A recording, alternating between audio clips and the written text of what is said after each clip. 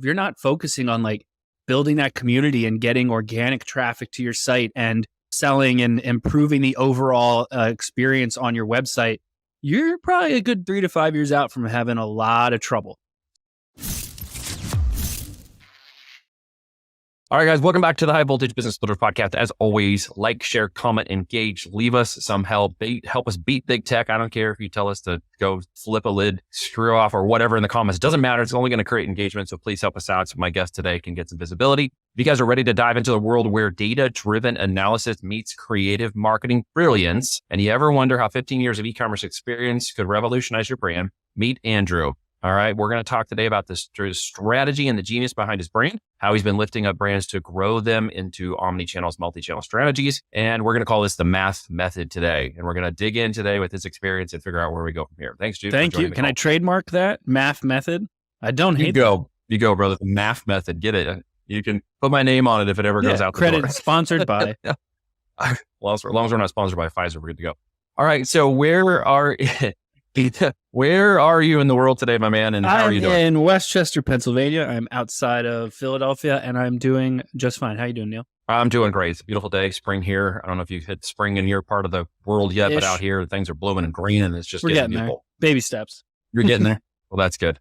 So 2024, what's on your mind today? Where are brands going? Where are the positives and negatives? What are you bullish on? What are you holding back? Man, where do I start with that? 2024, let's see, with a lot of brands, what I'm seeing right now is actually, especially in like the past couple months, I've noticed like a real clear like line in the sand of the brands that are building like a community and are focusing on kind of more organic aspects to get people very interested in their own brand versus the other like kind of Me Too products. Amazon created this like ecosystem of if you can find a manufacturer to make you something, even if there's 1,000 of them out there, I'm going to do it too. And so like the countless coffee brands that are all the same thing, the countless, like we all have bathroom mirrors, like just stuff like that where it's like, come on. So like I'm worried that no one's really innovating like they used to. Then you look at the other side, you have the tech space, and AI is becoming just annoying where it's like everything's AI. Everyone says that it has AI and it just doesn't. It's just like an if-then statement, and they think it's awesome. And so it's, I don't know, maybe this will turn into just me venting about the frustrations of the industry. No, I was going to say you're on. You're speaking my jam, man. We've always talked about innovation. If you've listened to my podcast, we always talk about invention is one thing, and not everybody can be an inventor, but everybody can innovate. Just think it through. If you give it some time, if you build some uniqueness into the product and the brand, if you can see it eventually getting to possibly a utility or design patent, you're now moving yourself away from the market. Your retail price points can go up. Your brand can create value, emotional connectivity, the solutions behind it. Stop me if you've heard this before. And like you said, build a tribe. Really building a tribe around your brand is important these days. Yeah, exactly. And a lot of what, like, I preach the organic side a lot more than most. A lot of agencies are very focused on the paid ad side. And we do, it is a majority of our business, but it's not what I talk about a lot. And the main reason I see is like CPC's average increasing between, last I looked, it was between like 5 and 7% every year. And so the average CPC on Google alone, just for consumer goods, will surpass $5 in like, I think it was like 3 years from now. So depending, and with the average order value of consumer goods being between like that $35 to $40 range, you have so many brands that don't focus on CRO, so consistently improving and A/B testing their websites. You have brands that don't even acknowledge SEO exists. So they're just constantly fighting the battle with CPCs. And we're probably, I think, 3 to 5 years out from all of a sudden, a lot of people being able to not afford to run ads because of it just doesn't line up. Your conversion rate's never going to be like amazing where it's like 100% of people buy, and costs are going to keep going up. So your customer acquisition cost is going to go up. So if you're not focusing on like building that community and getting organic traffic to your site and selling and improving the overall experience on your website, you're probably a good 3 to 5 years out from having a lot of trouble. So everyone's like, oh, AI is this, AI that, let's focus on this. And they're all like, how do I use this to drive more traffic to my site and blah, blah, blah. Like, you're not squeezing out every inch of juice out of your apple that you've got. That's not an analogy, but I made it up. It's like, I don't know what I was doing there. Your show, you I can don't know make what I it was up. doing there. But it amazes me. So no one focuses on the asset that is their website. They focus so much on getting my product in front of people that they're like, why aren't I converting? Like, because you did nothing about it to make someone convert. And because it's so crowded now, the average consumer is overwhelmed with options. As I said, there's a ton of Me Too products out there now. So unless you're doing something to stand out and having an amazing experience every time someone purchases something, you will not survive probably the next 5 years. Yeah. I was talking with the guy earlier this morning. We were going over a little bit about being bullish on the TikTok side, the brand discoverability side. What are you seeing over there? I mean, it's a big catchphrase right now, but and there's Me Too products are kicking this because we've always talked about don't do Me Too products on Amazon. We've been saying this for years and years and years, like a freaking broken record. Don't do Me Too products anymore. You shouldn't have been doing this. This was 2014. However, what are we seeing on TikTok right now? It's all like Me Too. products from 2014 Amazon. Something you didn't know about from 10 years ago. Right. And I'm like, holy crap, man. That's like it's an amazing opportunity if you take advantage of it. If you guys are thinking about this as a brand, if you're on Amazon and you want to open TikTok shop, we're definitely doing that right now because it's just stupid not to get brand discoverability and watch it back over to TikTok. What are you seeing from your perspective on all that? Are you positive? Are you negative on it? Do you feel same thing? Honestly, like it's very impressive. Some people do really well with it. There's certain products that do really well on TikTok. There's others that don't at all. Yeah. The audience is not nearly as young as everyone assumes it was, which it was during COVID maybe, but now we're 5 years into it. It's doing better. There's theories on whether it'll stick around and all that fun stuff, but for now it's here, so let's deal with it. I think it comes down to, it kind of stems into other areas of like, you really need to know your customer, obviously, which is sad that I even have to say that, but you really need to know your customer. It's not sad. You just got to keep amazing. You got to know your customer. You really need to know your customer, but you also need to know the platform that you're speaking to them on, because your customer, your ideal customer, is very different when they're on Facebook or when they're on Instagram or if they're on Amazon or if they're Google searching or if so it's when you're on TikTok, if what you do and the words that you use on your Google search ads are not going to be what works on TikTok. So it's very much like everyone's in a different mood when they're shopping, and your customer is going to be in a different mood depending on the platform they're on. So TikTok, it's you're there to entertain. So you've got to find a really cool way to make your product fun and entertaining and make it more about the entertainment and less about the sale. And then the sales will come second. Yeah. Yeah. It's brand differentiation. It really, at the end of the day, is what we're talking about. Getting your brand out of position so it doesn't get seen like all the rest of the people. Has some differentiation in the products, and of course builds that tribe and emotional connectivity to your client. And you're right. There's just so many people who don't take the time to discover who it is they're actually selling to. We make a concerted effort with our clients to go through and understand and talk about the avatar, the person, the profile. Who are they doing? What are they buying? Why are they after it? We do it specifically, and tell me if you do the same thing, because when we're launching on Amazon and incubating a new brand, we want to go after that $1,000 a year Prime membership customer. We want to know that we could sell them $1,000 worth of products in 12 months. And I don't know that a lot of people think about it. Yeah, exactly. We do a very similar approach because it's dealing with brand owners all day long. If they're like, hey, I spoke to a buddy of mine who's crushing it on Walmart. Let's just throw up the product on there and start making sales. And then they're like, well, why aren't we making sales? Because you did not put any thought into this. You just got onto this platform and wanted to hit the ground running. And that's just not how it works. You really poorly done Amazon listings, poorly done social media approaches.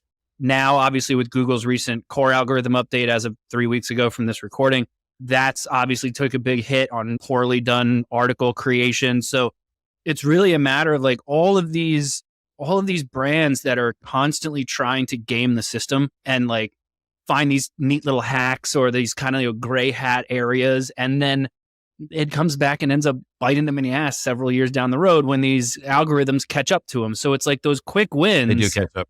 Are pointless. The best brands out there, the biggest ones you can think of, your Fortune 500 brands plus, none of them cheated the system. They followed everything to a T. They did it how they were supposed to do it. Some of them, obviously, they got so big that they don't need to have these big fancy like Amazon listings and stuff anymore. Like we did a big stint with Crayola for a while, and like their listings were hideous, but they're Crayola, so who cares? Crayola. So, but because they followed the rules prior, that they don't have to worry about some of the rules anymore. So yeah, but you're right. The bar is low. We've talked about this many times. The bar is so low that you could just crawl over it if you just do it the right way. And I think there's a lot of desperation and concern, and there's there's personal, there's stress, there's the finance, there's the what if. People are clinging to their 9-to-5s. They're just like, I don't know. And it's kind of like, this is your opportunity to excel is not very high anymore. You just have to do the right steps from the very beginning and do what others are not willing to do. And that's your opportunity now. I hate to say it that way because it sounds like I'm talking down to the market, which I'm not really trying to do.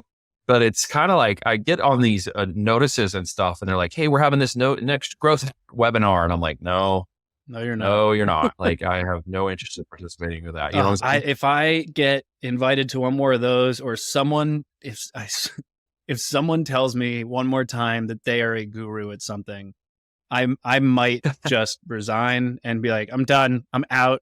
I can't do this anymore. Now, is it the GURU or the GOOROO? Because that really does make a difference. I mean, there's no GOOROO. I have not seen that one. Really? The gurus? Yeah, you gotta hold that one up. Yeah, right. You can see that's what you do when you squeeze a guru. You get the guru. It is so easy though for people to come out and be experts in this nowadays. And then, I mean, you get 1,000 people, you get a blue check mark, and all of a sudden you have wisdom. And now you can just pay for the check mark. Now you could just pay for the check mark. Pro tip. Then you can become an expert in anything, right? But you've been in this for a long time, 15 plus years. I mean, you're an old goat in the hilltop here, because not many people have had this long of experience, this much exposure to the market. What have you been seeing? What are you watching? And if I ask you to open that crystal ball based on that experience and say, what does the next year look like in your business and your goals? What would you say? What would you forecast? In my business or in the industry? Or both? Both. In my business, we are really leaning a lot more into the organic side, kind of like what I was complaining about that I say we talk about all the time. Getting real pushing on the CRO side and the SEO side, mainly because not only do we do it for ourselves, like I try to always do the practice what you preach aspect. Like we're always A/B testing on our stuff on our site, and we're an agency. A/B testing things on my site does very little, but I want to practice what I preach and go through the methods. And I know that cost per click are just constantly rising. And even though paid ads is a majority of what we do, if I can get our clients to also focus on how we can keep your CPAs lower and your customer acquisition costs lower and increase your average order value over time, your paid ads are only going to improve. So marketing is becoming more and more just gray areas because all the different strategies overlap with each other. And it's the exact same thing for brands. The customer journey is so fluid now. We did this last year. We did for several clients where we did this test where we increased their social media advertising by 10%, and all their ads were going directly to their website. And when we looked at their website results, they saw about a 6 to 7% similar increase in revenue, but their Amazon saw like a 4 to 5% increase in revenue. So what we realized was so many people are coming to the website and then going to Amazon. Yeah. And so we partnered up with Amazon's their new feature, that Buy with Prime feature. So like we're trying to keep people on the site so that we can keep the data and all that fun stuff. But I think as time goes on as well, what I'm starting to see is more and more of these marketplaces are coming out. So Amazon being like the Walmart of the days from back when it was just brick and mortar. And then you've got like Chewy that just did pet. And then you had Wayfair that like just did home goods. And like, so I'm starting to see more and more of these things happen. And I think what's going to happen is, you remember like probably was like 10 years ago, I would say, all of a sudden over the course of a couple of years, everyone was like, stop shopping at these big box stores, shop mom and pop. And like little mom and pops they all started popping up, and people became loyal to certain ones, even though stuff was a little bit more expensive. They wanted to support them. It's happening on the internet. You're seeing more and more people who are going to websites because they're supplying a great experience outside of dealing with Amazon. Some people don't like the ethics of Amazon or Walmart, so they don't shop there anymore. These like niche marketplaces are starting to pop up. So like if you're really into something, now not only is all of your product opportunities there, but your community is there and they're developing that community.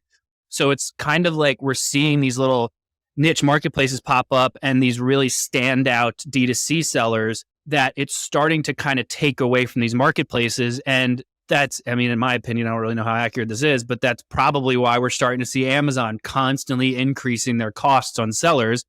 That's causing them to either lose margin and lose their business or have to increase their prices, which means we're just losing to basically every Chinese seller that comes over here. So it's becoming this like cyclical pain for anyone who's on Amazon who's just making like $1 on products that have an average order value like $30. It's nuts. It's not going to work for that. We were going on other, anything less than $30 nowadays is pretty much not going to work for the average seller. It wasn't about 3 years ago, just most people weren't pivoting and doing what is necessary to elevate their brands. And I talk to brand owners all the time whose businesses are 3 and 4 or 5 years old, and they're suffering greatly right now and they can't figure out what's going on. And you look at their product and their SKU line and you find out very quickly they have taken advantage of that ride. But now that the fees and structures have changed and they didn't pivot and they didn't move into additional tiers, into higher value brand tiers and into more solution-based products at higher to 50 and 150 price point, they're going to suffer. And they can't move fast enough to get out of the way. So the fees are killing them. And we were joking earlier, it's another version of the bloodbath, to borrow more keywords for our podcast today, is that they're just seeing in the forums and online, and X are just having a horrible time of it right now. And of course, they blame Amazon and don't take a lot of responsibility for the fact that as business owners, they didn't pivot. They didn't change. They didn't move with the market. They weren't willing to listen. Maybe they just squeezed all the profits and enjoyed it while it lasted. But right now, if you're making sub $10, if you're making $5, you are going to be out of business this year if you can't pivot. Would you agree? Absolutely. I would say I think I can think of one off the top of my head right now, but almost every single one of our clients, with the exclusion of one I'm thinking of, are either on multiple platforms and have their own website, or are on Amazon and scaling up as much as they can right now to afford to start to diversify. If someone comes to us and they're like, no, we just want to pour gas on Amazon, I don't care how much you're doing on Amazon, you're not a fit. Because I don't see that just being a viable approach and just solely relying on Amazon. You also have no control over your brand. You can't really build a brand on Amazon. They're doing better with giving options for their storefronts and things like that, but it's still not enough to build that brand. And because Amazon holds their data so closely, I don't see how it's going to be possible for anyone to build a brand, because retention on Amazon is basically not really a thing unless you keep them coming back. But subscribe and save is closer, that kind of stuff. Obviously, building a brand residual on your search engine and organic. And I would argue, and no disrespect to what you're saying, I actually agree. I would argue that you could start and build that brand recognition, but you must move it on the channel. Something we were talking about, you must move it into another platform, another store, QVC, a website, TikTok, somewhere else. You must omni-channel it once you discover that it's working. You're also, as you said earlier, and I know this firsthand, you're going to lose a lot of market share from brands that are coming back onto Amazon through DTC methods and TikTok and stuff and looking for your brand and product and can't find it. And so they're buying somebody else's. You could see 50 to 100K a month in spend on the DTC world and lose 18% of that to Amazon. And you already paid for that traffic. So you've got to go now and diversify into the multiple marketplaces. Strong and obviously good strategy, because as you said very astutely, you can't put everything on every channel. You have to look at the diversity of your brand and product types, the psychology of the buyer on the additional channels, and then match up product type with psychology of buyer on the other channels. You can't just take one product necessarily and expect it's going to run at the same pace on every channel. I think I completely agree. I mean, I think that Amazon is an amazing customer acquisition channel to introduce the brand to people. Or if you're definitely just starting off, it's a great place to prove the viability of the product. And if you're it's like market testing. It's a really inexpensive way to test out if people are going to like your product. But if you're trying to build a brand and you're trying to build a serious business that you're looking to have a real nice exit from one day, you have to diversify. Now, 100%. There are a lot of Amazon sellers that I respect that are just doing it as like a second side gig and just getting some cash out of it. And great, that's totally fine. But that's just not what I would do. That's a side hustle and hobby business. That's not the game we play, right? The game we play is omni-channel. And as I've mentioned before, people have heard me say we're acquiring, we're exiting these brands. And so if you don't have an omni-channel, I'm not buying an Amazon only. You have no asset. Unless it's like sub low and you're going to sell or finance the crap out of it for me, then I'll maybe consider it, because then I'm going to take the rest of the capital and I'm going to go push it omni-channel. There you go. Because that's just not, you just watch the blow up of the marketplaces and the way people are looking at it now. And it's like, it's a buyer's market. You can't come in as a seller anymore and say, well, this is a 4X Amazon brand. I'm going to say, no, it's not.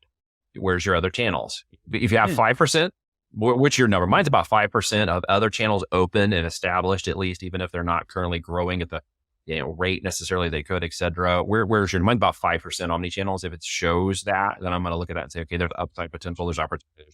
A proven start in that marketplace. Yeah. I guess if I had to put a percentage on it, that kind of lines up. I mean, from our end as a, as like a marketing agency, it's really more of like a where they want to go.